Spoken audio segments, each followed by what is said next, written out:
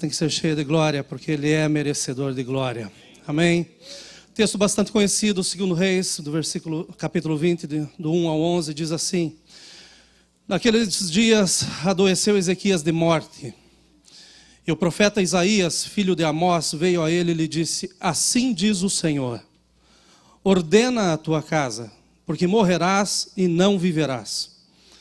Então virou o rosto para a parede e orou ao Senhor, dizendo: Ah, Senhor, ser servido de te lembrar de que andei diante de ti em verdade, com o coração perfeito, e fiz o que era reto aos teus olhos. E chorou Ezequias muitíssimo. Sucedeu, pois, que, não havendo Isaías ainda saído do meio do pátio, veio a ele a palavra do Senhor, dizendo: Volta e diz a Ezequias, chefe do meu povo, assim diz o Senhor, Deus de Davi, teu pai: Ouvi a tua oração e vi as suas lágrimas. Eis que eu te sararei. Ao terceiro dia subirás à casa do Senhor. E acrescentarei aos teus dias 15 anos, e das mãos do rei da Assíria te livrarei, a ti e a esta cidade. E ampararei esta cidade por amor de mim e por amor de Davi meu servo. Disse mais Isaías: Tomai uma pasta de figos. E a tomaram e a puseram sobre a chaga, e ele sarou. E Ezequias disse a Isaías: Qual é o sinal de que o Senhor me sarará, e de que ao terceiro dia subirei à casa do Senhor? E disse Isaías: Isto te será por sinal da parte do Senhor, de que o Senhor cumprirá a palavra que disse: Adiantar-se-á a sombra 10 graus, ou voltará 10 graus atrás? Então disse Ezequias: É fácil que a sombra decline 10 graus. Não aconteça isso, mas volte a sombra 10 graus. Versículo 11. Então o profeta Isaías clamou ao Senhor e fez voltar a sombra 10 graus, pelos graus que já tinha declinado no relógio de sol de Acaz. Amém? É um texto bastante conhecido. Coloquei como tema para essa meditação procrastinar. E alguns perguntam: o que é procrastinar, pastor? Procrastinar é você deixar o sinal vermelhinho que está lá no painel do seu carro dizendo que você precisa pôr gasolina. Você desconsiderar esse sinal e ter que empurrar seu carro para chegar no posto. Isso é procrastinar. Procrastinar é você deixar de trocar o óleo do seu carro, de colocar água no seu carro, no motor do seu carro, e esperar com que o motor funda. Procrastinar é você deixar aquela cárie que está te incomodando e você dizendo: o dentista aqui é muito caro. Caro é um implante. Procrastinar é você deixar com que aquela pequena ferida no seu corpo se torne uma chaga aberta, e daí você não sabe mais o que fazer. Procrastinar é você deixar com que um pequeno desejo se torne numa luta enorme através de um grande vício.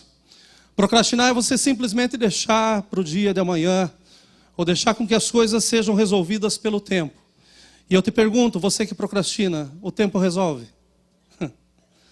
Desde quando que o tempo resolve alguma coisa? Eu tenho nesses últimos dias pensado muito a respeito de situações que nunca terminaram. Coisas que ficaram inacabadas. Pensem comigo na quantidade de pessoas que diariamente não somente morrem, mas que também desaparecem.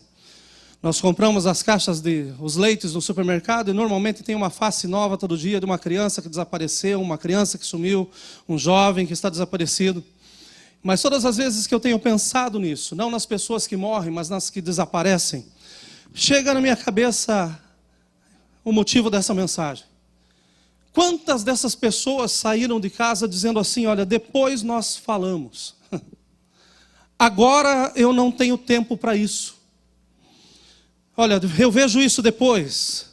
Depois eu te dou uma resposta, depois eu te digo. Quando eu tiver tempo eu faço. Você vai ver quando eu chegar em casa. E muitas dessas pessoas nem chegam em casa, e muito menos mostram quando chegam em casa. Situações essas, meus irmãos, que nunca são resolvidas, porque quem saiu não voltou, então o assunto fica pela metade. A vida do rei Ezequias comumente é lembrada quando nos referimos à bondade e à misericórdia do Senhor. Eu creio que todos aqui, mesmo os que estão nos visitando, alguma vez já ouviu falar sobre a vida do rei Ezequias, sobre a misericórdia de Deus o ter alcançado e ter dito: olha, eu vou te dar mais 15 anos de vida. Ele era filho de Acaz. Um rei que não fez o que era reto aos olhos do Senhor, seu Deus, como Davi, o seu pai. No reinado de Acaz, Judá entrou num período obscuro de caos e de degeneração espiritual, ou seja, o país estava virado de ponta cabeça. A apostasia atingiu tal proporção que o próprio rei realizou a prática religiosa pagã de sacrificar os seus filhos no fogo, aos seus deuses pagãos. Pensem que Ezequias teve irmãos que foram queimados para um Deus que nunca pôde resolver ou responder qualquer coisa. Nós servimos a um Deus que nos queima por dentro. O doce Espírito chega e, meus irmãos, renova e refaz as nossas vidas. Em meio a um reinado conturbado e uma família completamente desequilibrada, onde os valores estavam completamente invertidos, nasce, sobrevive e cresce Ezequias. E pensem comigo que todos os dias, andando no palácio, ele via coisas que não deveria ver, ouvia o que não precisava ouvir, presenciava coisas que não eram para ele. Nós podemos pensar e imaginar o que deve ter sido crescer em um palácio como este, cheio de glória, cheio de pompa, cheio das melhores coisas, mas o que faltava estava impregnado naquela casa. Nós vemos a vida de Ezequias, e nós vemos que ele foi um homem que buscou a Deus, sem dúvida nenhuma. Foi um homem que literalmente decidiu por Deus ainda quando criança. Então isso me faz pensar e imaginar que foi a sua própria mãe, que era filha de Zacarias, que o conduziu aos caminhos de Deus. Maior do que os maiores exemplos que o seu pai tinha dado, foi o ensinamento, foi aquilo que ele ouvia, foi relembrar aquilo que o seu avô, o seu bisavô tinham feito. Foi ele relembrar que um dia na sua casa, Deus era tão adorado e as coisas eram completamente diferenciadas. Constantemente, era lembrado dos seus antepassados. Lembravam a ele sobre o seu avô Jotão, que fez o que era reto aos olhos do Senhor, conforme tudo quanto o seu bisavô Uzias fizera. E nós falamos de Uzias alguns meses atrás.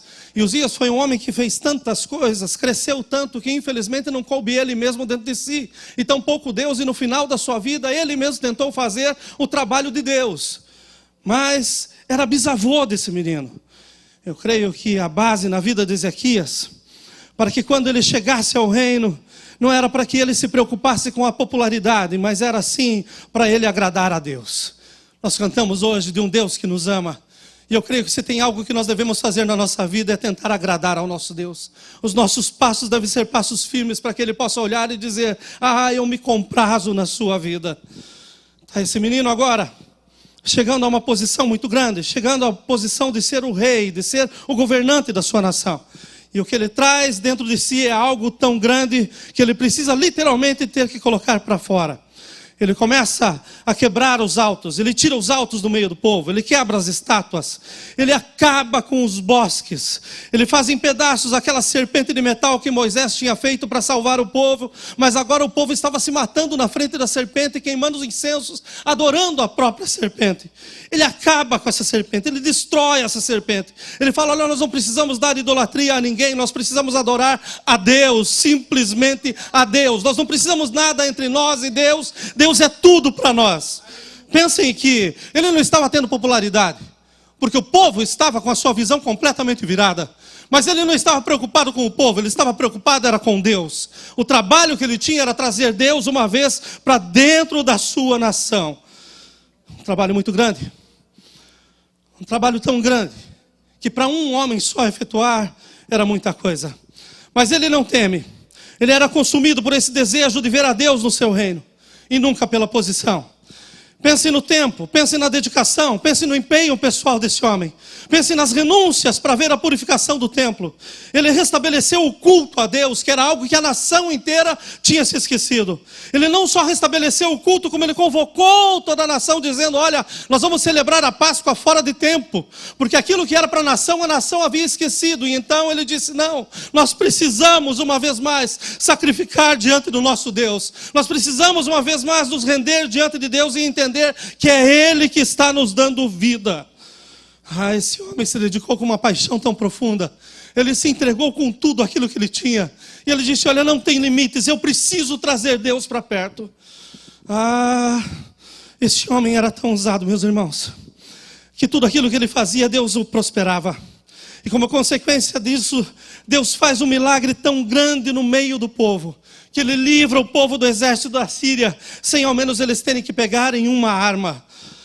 Ele levanta diante do povo nessa situação, ele diz: olha, não temam a grande multidão que está com o rei Senaqueribe, porque há um.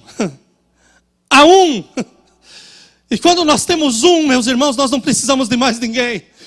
Ele fala para o povo: há um maior conosco do que aqueles que estão com ele. Com ele está o braço de carne, mas conosco o Senhor nosso Deus, para nos ajudar e para guerrear as nossas guerras. Aleluia! Ah, meus irmãos, essa foi uma oração declaratória. Não foi uma oração cheia de questionamentos, dizendo: será que Deus pode? Será que Deus vem? Será que Deus está? Não, ele declarou: conosco está Deus que guerreia as nossas guerras. Deus envia um anjo no meio do arraial e faz com que todo o exército de Senaqueribe seja destruído. Todos os valentes, todos os príncipes, todos os chefes da Síria foram completamente destruídos nessa ocasião. O coração desse rei, meus irmãos, alcançou um lugar muito especial no coração de Deus. A Bíblia fala que ele obtinha êxito em tudo o que propunha no seu coração. Porém, meus irmãos, o tempo passa. E nada melhor do que o tempo para nos mostrar quais foram as nossas prioridades na vida. Eu sei que nós estamos chegando a uma certa idade que nós estamos pensando naquilo que nós plantamos. E a forma de pensar no que nós plantamos é ver aquilo que nós estamos colhendo. Mas a verdade é uma só: o tempo vai passando. E tem coisas que não são vencidas pelo tempo. Tem coisas que são vencidas por uma postura. E eu creio, sem dúvida nenhuma, que hoje Deus está nos chamando para nós vencermos a procrastinação. Parou o momento de nós ficarmos empurrando com a barriga e deixando para outro dia. Para alguns como eu, isso é fácil, empurrar com a barriga. Mas é muito melhor a gente entender que Deus conosco, a vitória é nossa e a glória é para o nome dEle. O tempo chegou a Ezequias. Ezequias foi acometido de uma doença mortal. E agora está ele lá no leito de morte. E mais do que nunca ele precisava que Deus viesse a guerrear a sua guerra. E foi exatamente isso que Deus fez. Deus volta, Ele diz: olha, eu vou te dar mais 15 anos de vida, para que agora você vença as guerras da sua vida. E eu vou te dizer que você precisa pôr em ordem a sua casa. Eu estou vendo você fazer tantas coisas, Ezequias. Eu estou vendo você lutar por tantas coisas, e o que você está fazendo é bom. Mas deixa eu te lembrar que você está pagando um preço muito alto, porque tua casa está de ponta cabeça. Mas eu vou te dar 15 anos, Ezequias, para que você coloque a sua casa em ordem. Meus irmãos, foram 15 anos e não 15 dias. 15 anos é muito tempo. Se hoje me falarem em 15 anos, eu vou pensar 2 vezes. Se me falarem em 15 dias, talvez eu responda com mais rapidez. Mas nós podemos ver o resultado desses 15 anos na vida de Ezequias, lá em 2 Crônicas 33, versículo 1 e 2. Que foi o tempo que Deus deu para ele colocar em ordem a sua casa. Crônicas 33, 1 e 2 diz assim: tinha Manassés 12 anos de idade, quando começou a reinar, e 55 anos reinou em Jerusalém. E o versículo 2, que é uma tristeza, diz assim: e fez o que era mal aos olhos do Senhor, conforme as abominações dos gentios que o Senhor lançara de diante dos filhos de Israel. Manassés, o filho de Ezequias, ele vai ser levantado para ser coroado como rei no lugar do seu pai. E daí eu consigo ver o resultado dos 15 anos que Deus deu para Ezequias, dizendo: coloca em ordem a sua casa. Foram 15 anos que não nos mostram tanto a glória de um rei. Foram 15 anos que nos mostram que ficou muita coisa para ser resolvida. Muitas coisas que deixaram para o dia de depois, para o dia de amanhã. Procrastinar, meus irmãos, é algo terrível. Foram 15 anos onde escolhas foram feitas, dias foram ocupados com coisas e com agendas. Prioridades foram elegidas e a casa ficou completamente desordenada. Eu só posso entender que Ezequias, assim como eu e como você, procrastinava. Deixava as coisas urgentes para daqui a pouco. E as coisas que aparentemente são impossíveis para amanhã. Embora ele soubesse que seu prazo de validade, que ele tinha um prazo de validade, ele deixava muitas pendências. Manassés foi uma dessas pendências que ele deixou. Manassés precisava ser corrigido. Manassés, que era seu filho, precisava ser corrigido, orientado. Precisava ser direcionado pelas palavras do pai e não pelas blogueiras ou pelos conselheiros.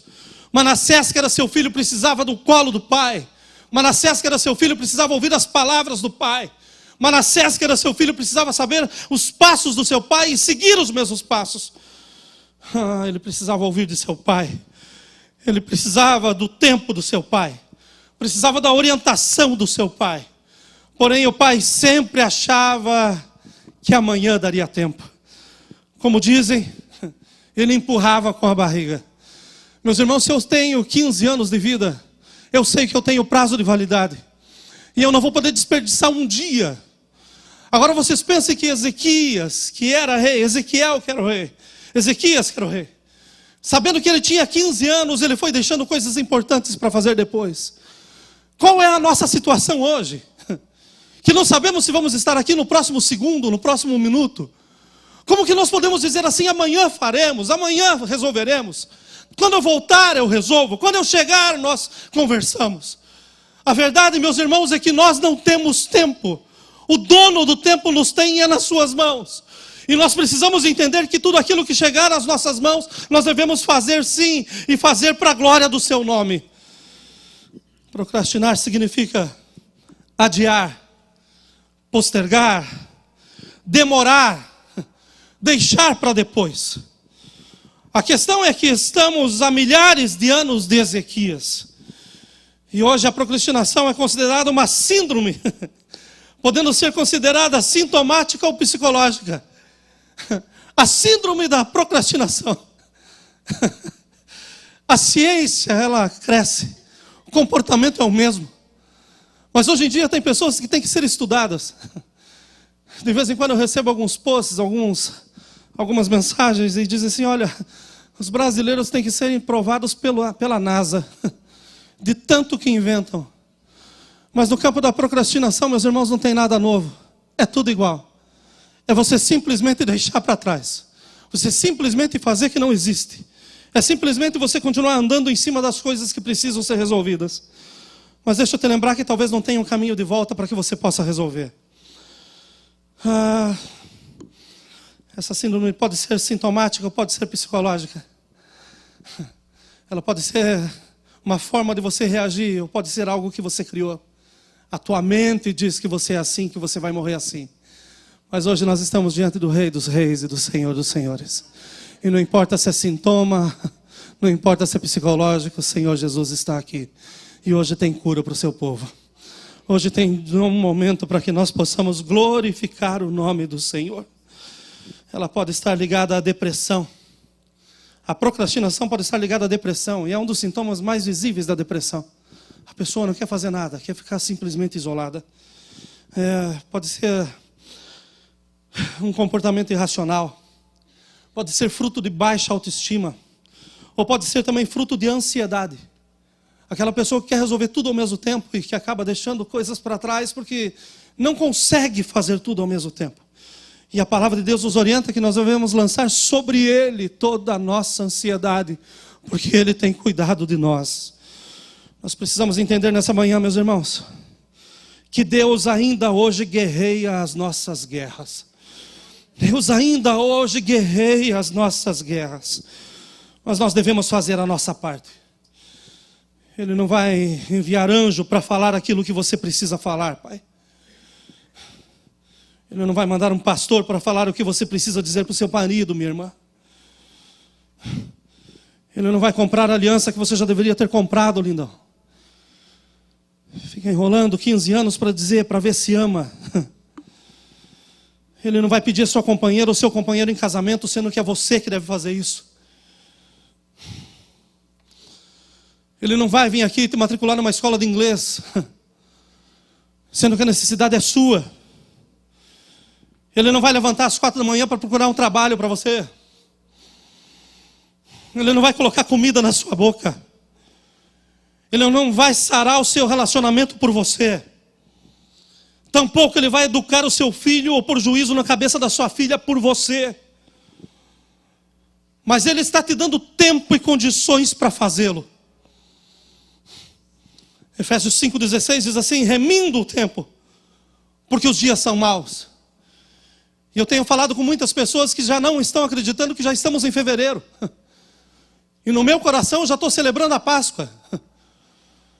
A verdade é que o tempo está voando. Mas pela palavra de Deus nós podemos aprender a remir o tempo. E nós remimos o tempo quando nós colocamos em primeiro lugar aquilo que não pode ser esquecido. Assim como Ezequias, nós estamos vivendo na prorrogação. Cada dia que passa nós ganhamos ou perdemos a chance de fazer o indispensável. Se nós queremos uma sociedade melhor, se nós queremos uma igreja melhor, se nós queremos uma vida melhor, então nós precisamos de uma casa melhorada. E isso começa colocando-a em prioridade. Então os assuntos que são de casa têm que ser resolvidos em casa e na hora certa.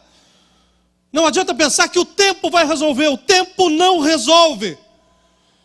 O que o tempo faz é distanciar. E talvez a solução que estivesse tão perto, você fica deixando com que ela se afaste. Meus irmãos, tudo que é absurdo nós encontramos nas redes sociais. Tudo que é absurdo. Eu encontrei essa madrugada a Associação Nacional dos Procrastinadores. E o lema dessa associação é essa: nunca faça até amanhã o que pode ser esquecido para sempre.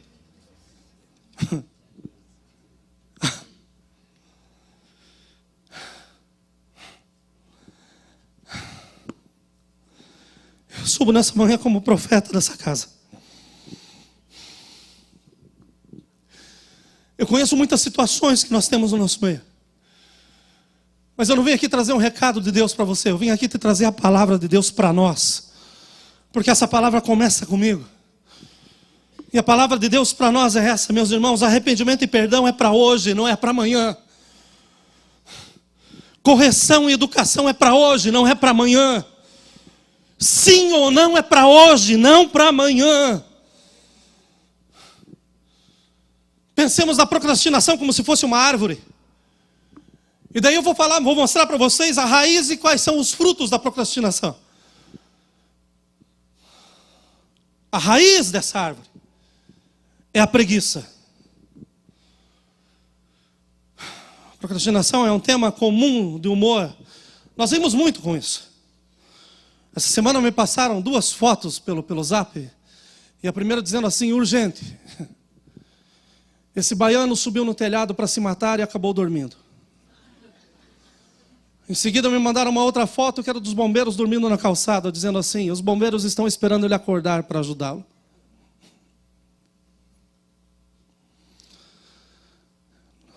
Nós rimos da preguiça.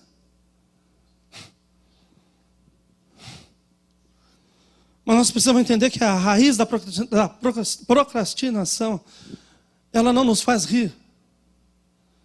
Porque quem vive com aquele que fica deixando as coisas para depois, gente, esse morre. Vive num estado completamente difícil. Nós chamamos uma pessoa a fazer um serviço na igreja aqui em setembro e terminou agora em janeiro. Amo essa pessoa. Mas no final eu cheguei para ele e falei assim: você não vai morrer do coração de jeito nenhum. Verdade, pastor? Eu falei: verdade. Eu falei: só que você vai matar os outros.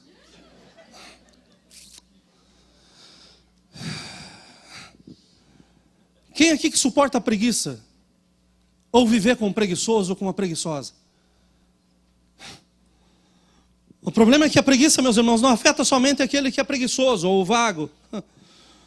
Mas ela também afeta aquele que é ocupado. Tanto é verdade que pessoas que são extremamente ocupadas também acabam procrastinando. Mas como que pode, pastor, uma pessoa que é tão ocupada ser pegada também pela preguiça e deixar com que as coisas fiquem para depois? O fato não é ser ocupado, mas a questão é como nós nos ocupamos. A questão é a troca de prioridades. Porque deixa eu te falar que muito mais importante do que ter mais dinheiro no banco é ter a família ao redor da mesa. Muito mais importante do que a gente conseguir bens, do que a gente conseguir um bem-estar, é a gente ter paz dentro daquilo que a gente chama casa. A ponto de que a gente não consiga mais se referir: eu tenho uma casa. Não, mas a gente diga: eu moro num lar, venha conhecer o meu lar. A questão são as prioridades. As prioridades estão completamente erradas. Meu querido, prioridade não é saber o que está rolando no Face. Não é o que está acontecendo no Instagram, no Twitter, etc. Isso não é prioridade. Enquanto você precisa simplesmente ligar, às vezes dizer, ó, eu lembrei de você. E às vezes numa palavra de amor, olha, se desfaz uma contenda tremenda. Uma palavra que você diz, dizendo, olha, eu liguei só para te pedir perdão. Não precisamos discutir, me perdoa. E daí a resposta vem de uma forma muito rápida. Se a raiz da procrastinação é a preguiça, imagine o fruto. E a Bíblia nos relata em Provérbios 20, versículo 4, o fruto da procrastinação. O preguiçoso não lavrará por causa do inverno, pelo que mendigará na cega e nada receberá.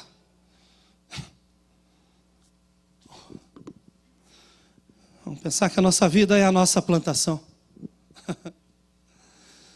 E a palavra de Deus é certa, que tudo aquilo que nós plantamos, nós, sem dúvida nenhuma, a seu tempo nós vamos colher. Mas pensando em nós como sendo essa plantação, nós podemos por muitas formas deixar do lado o trabalho duro de plantar. E simplesmente deixar que a erva daninha cresça. Porém, nós nunca vamos ter frutos para colher.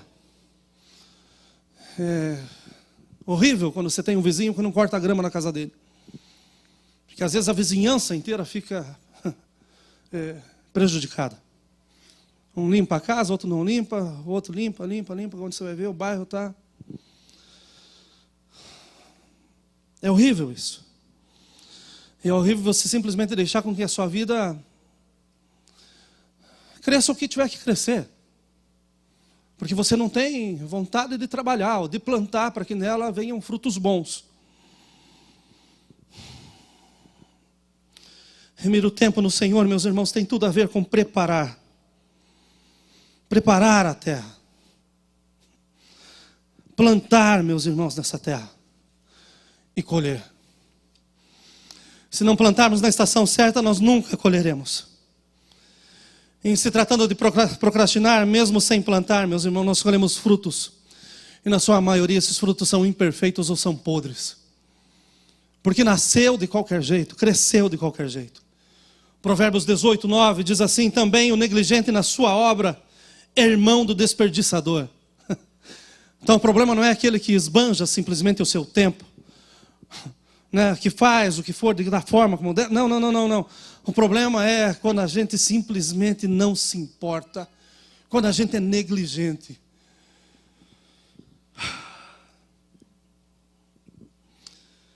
Eu termino aqui. E na verdade eu não termino, porque Deus tem muito para falar conosco disso. Eu comecei a escrever às 6 horas da manhã e estou escrevendo e vou continuar escrevendo. Porque tem muito sobre isso, mas Deus falou que é aqui que é para nós pensarmos hoje. Deus contemplou dos altos céus e disse a Ezequias, Ezequias, eu te dou 15 anos para você pôr em ordem a sua casa.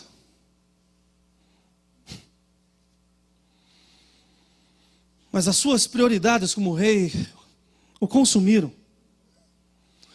Ele precisava mostrar os seus feitos, a ponto de que os seus inimigos foram na sua casa, ele mostrou todos os segredos do seu reino. Recebeu os inimigos como se fossem gente de casa. Vem aqui, deixa eu mostrar, olha os nossos tesouros, olha tudo que nós temos, olha o que está acontecendo. 3 anos após estar curado, nasce Manassés. Eu posso imaginar, meus irmãos, o que é uma casa quando chega a cura, quando chega o milagre. Eu conheço vários testemunhos de pessoas que estavam na beira da morte, e Deus foi lá e literalmente colocou essa pessoa em pé e parece que ganhou uma vida nova. E essas pessoas, não só elas viveram, mas a família voltou a ter vida. Muda todo o ambiente. Pensem num Lázaro no túmulo, morto.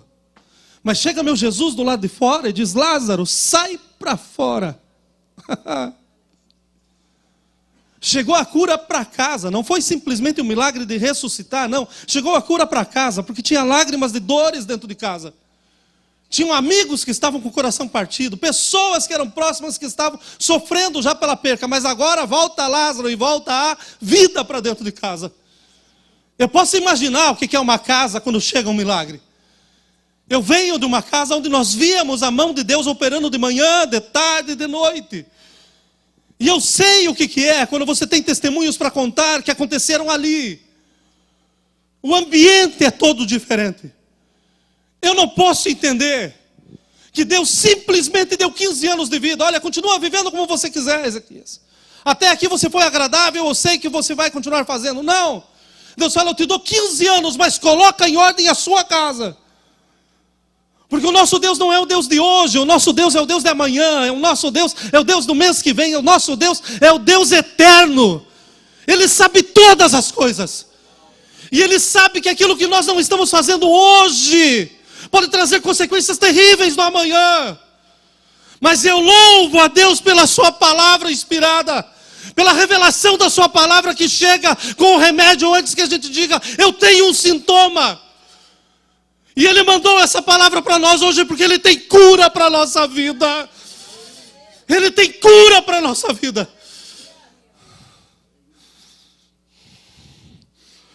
As mesas da casa, meus irmãos, eram lugares que eram um verdadeiro santuário.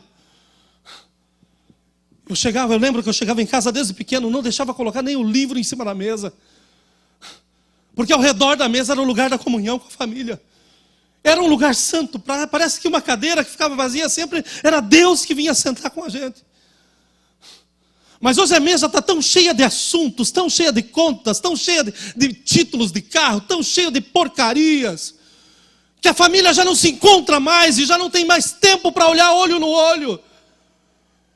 E para resolver as questões que precisavam ser resolvidas. Vamos deixar para amanhã, estou tão cansado, deixa eu ir para o meu quarto. Amanhã eu converso com os meus filhos, amanhã eu resolvo com você, querida. Vamos deixar para amanhã, meus irmãos, nós não temos o amanhã. Nós temos o agora. Nós temos o hoje. E nós já estamos vivendo na prorrogação, porque se não fosse a misericórdia do Senhor, nós teríamos sido consumidos ontem.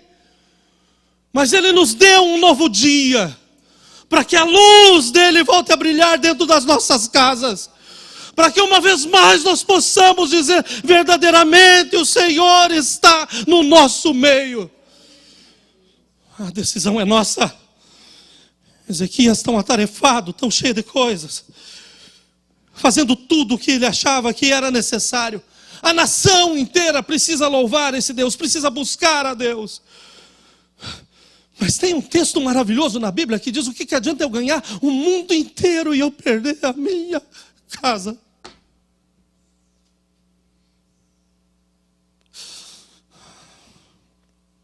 Aleluia. Aleluia. 3 anos num ambiente dentro do palácio. Que Manassés, ou melhor, que Ezequias tinha recebido a cura do Senhor. E não só a cura, mas disse, olha, tem 15 anos. 3 anos após nasce Manassés. E aos 12 anos ele viria a ser lembrado com estas palavras. Essas palavras estão na Bíblia. E fez o que era mal aos olhos do Senhor, conforme as abominações dos gentios que o Senhor lançara de diante dos filhos de Israel. Parece que esse menino nasceu na casa para dizer assim, olha, tudo que meu pai acredita, eu vou desacreditar. Eu vou voltar a fazer o que os reis fizeram. Eu vou voltar a deixar a nação como estava. E infelizmente ele conseguiu fazer. Sinceramente, meus irmãos, nenhum de nós pode afirmar que amanhã nós faremos isto ou aquilo. Mas a palavra de Deus nos diz, tudo o que te vier à mão para fazer, faça. E eu creio que hoje o que Deus está nos falando para fazer, é para mudar as nossas prioridades. Sem dúvida, Deus em primeiro lugar.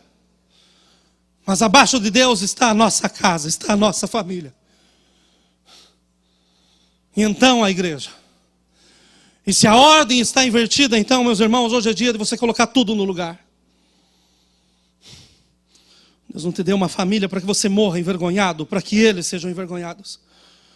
Deus confiou a nós uma família para que o nome dele seja glorificado. Estamos praticamente no meio do mês da família. E se nós queremos famílias abençoadas e abençoadoras, nós precisamos acabar com a procrastinação. Como fazê-lo, pastor? Eu acho interessante essas mensagens que trazem, que falam todos os problemas, mas nunca dão a cura. Hoje eu trago a cura para nós em Cristo. Como fazer, pastor? É reconhecendo a profundeza da raiz da procrastinação que está em nossos corações. Reconhecendo essa profundeza. Nós viemos colocar o brick aqui ao lado da igreja, alguns meses atrás. E aquela pequena árvore que tem ali do lado, gente, nós não imaginávamos que ela tinha uma raiz tão dura, tão espalhada. E olha, foi um bom tempo para o Marcelo e para o Geraldo conseguirem arrancar uma parte da raiz. Foi muito esforço. E quando conseguiram fazer, ninguém imaginava que uma árvore daquele tamanho tinha uma raiz tão grossa. Sabe seu estado de laziness, de preguiça?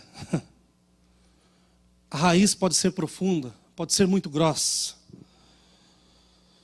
Então eu te digo que muito mais do que mudança nos nossos calendários, não é você chegar em casa, pegar teu calendário e falar, bom, agora eu vou mudar tudo. É primeiro a minha família, depois os trabalhos, os compromissos com a igreja. Não, vou mudar as coisas aqui. Nós não precisamos de mudança no calendário. Nós precisamos de mudança no coração. Nós não estamos dando valor suficiente para aquilo que Deus confiou nas nossas mãos. E a única cura para isso, meus irmãos, é que nós precisamos nos arrepender. A Bíblia diz que se nós confessarmos os nossos pecados, Ele é fiel e justo para nos perdoar os pecados e nos purificar de toda injustiça. Imaginem essa raiz da procrastinação aí no seu coração. Nesse exato momento sendo arrancada pela enxada do arrependimento. É simples assim. É dizer, Deus, não mais eu e não da minha forma, mas enche a minha vida da Tua presença. Me ensina a ter uma palavra mansa. Porque tem gente que deixa para depois que diz, olha, se eu falar agora eu vou estourar. Não estoura não. Começa a praticar o fruto do Espírito na sua vida. Entenda o que é longanimidade, mansidão, perseverança. Tem gente que não quer resolver no momento que não tem a palavra certa. Meus irmãos, uma vida de comunhão com Deus, a palavra certa sempre está nos lábios. E a palavra branda, ela acalma. Eu não sei, é uma situação nova para mim. Se nós estivermos em comunhão com Deus, meus irmãos, não tem nada que seja novo para Ele. E Ele enche os nossos lábios. Muito mais do que isso. Vocês já entraram em casa? Vamos abrir. Vamos abrir a nossa vida um pouquinho. Já saíram de casa um dia brigado com a esposa? Vou falar para os maridos, daí você chega em casa de noite, você não tem espaço, né? A casa tem 3.000 square feet, mas você não tem espaço. Parece que o ambiente está pesado. E está mesmo. Porque você passou o dia inteiro fazendo o que você, ou melhor, sem fazer aquilo que você deveria ter feito já na saída. Ter voltado e ter acertado as coisas. A Bíblia fala que o sol não deve se pôr sobre a nossa cabeça sem que a gente alcance o perdão. Entrar numa casa grande, mas que parece uma sala pequena, é algo terrível. Mas eu creio, meus irmãos, que quando nós deixamos com que essa questão de deixar para depois seja arrancada, há um espaço tão grande para que o bom Espírito Santo cresça, para que Ele manifeste-se de tantas formas em nossas vidas. Meu desejo hoje com essa palavra é que a gente saia daqui pensando. Porque independente de idade, todos nós aqui Ou procrastinamos ou já procrastinamos. E daí eu vou te perguntar, se você fosse Ezequias, como seria seu Manassés?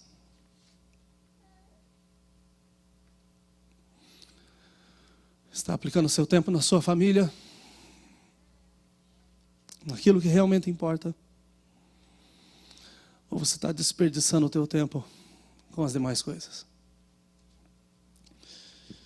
Bom Deus, a tua palavra, ela é fiel.